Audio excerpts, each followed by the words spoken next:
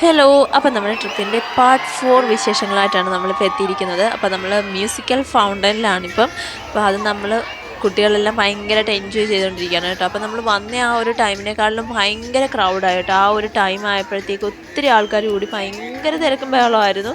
നമ്മളെല്ലാവരും ഈ ഒരു മ്യൂസിക്കൽ ഫൗണ്ടൻ കണ്ട് ഭയങ്കരമായിട്ട് എൻജോയ് ചെയ്തുകൊണ്ട് നിൽക്കുകയാണ് കേട്ടോ. അങ്ങനെ നമ്മൾ മ്യൂസിക്കൽ ഫൗണ്ടൻ്റെ പരിപാടിയൊക്കെ കഴിഞ്ഞിട്ട് അവിടുന്ന് നമ്മൾ നേരെ ഇനിയിപ്പോൾ പോകുന്നത് ഡി ജെക്കാണ് കേട്ടോ. അപ്പോൾ ഇപ്പോൾ ട്രിപ്പിലൊക്കെ ഡി ജെ ഇല്ലാതെ എന്താ കുട്ടികൾക്കൊന്നും ഒരു എനർജി ഇല്ലല്ലോ. അപ്പോൾ എല്ലാവരും ഡി ജെ വേണം ഡി ജെ വേണം എന്ന് പറഞ്ഞാൽ അങ്ങനെ നമ്മളൊരു ഡി ജെ ഒക്കെ അറേഞ്ച് ചെയ്തിട്ടുണ്ടായിരുന്നു. അപ്പോൾ നമ്മളിപ്പം കുട്ടികളെല്ലാവരും കൂടെ ഡി ജെ എൻജോയ് ചെയ്യുകയാണ് കേട്ടോ.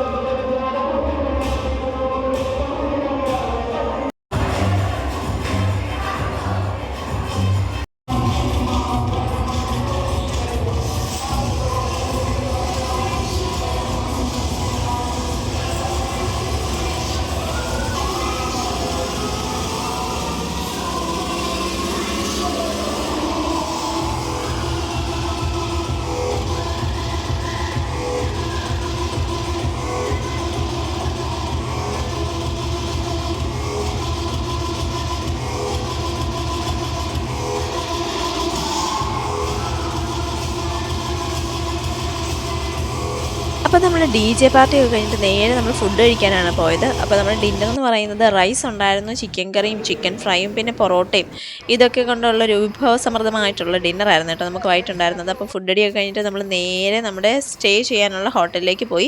അപ്പോൾ ഹോട്ടൽ വൈസ്രോയ് കംഫർട്ട്സ് എന്നാണ് നമ്മളുടെ ഹോട്ടലിൻ്റെ പേര്. അപ്പോൾ അത് അത്യാവശ്യം വലിയൊരു ഹോട്ടൽ തന്നെയായിരുന്നു കേട്ടോ. നമ്മുടെ ടൂർ പാക്കേജുകാർ നമുക്ക് വേണ്ടിയിട്ട് റെഡിയാക്കി തന്നിട്ടുണ്ടായിരുന്നത്. പാർക്കിങ്ങിനൊക്കെ നല്ല സൗകര്യമുണ്ട്. അത്യാവശ്യം നല്ല സ്പേഷ്യസ് ആയിട്ടുള്ള ഒരു ഹോട്ടലാണിത്. പുറത്താണെങ്കിലും അകത്താണെങ്കിലും നല്ല ഏരിയ ഉണ്ട് കേട്ടോ.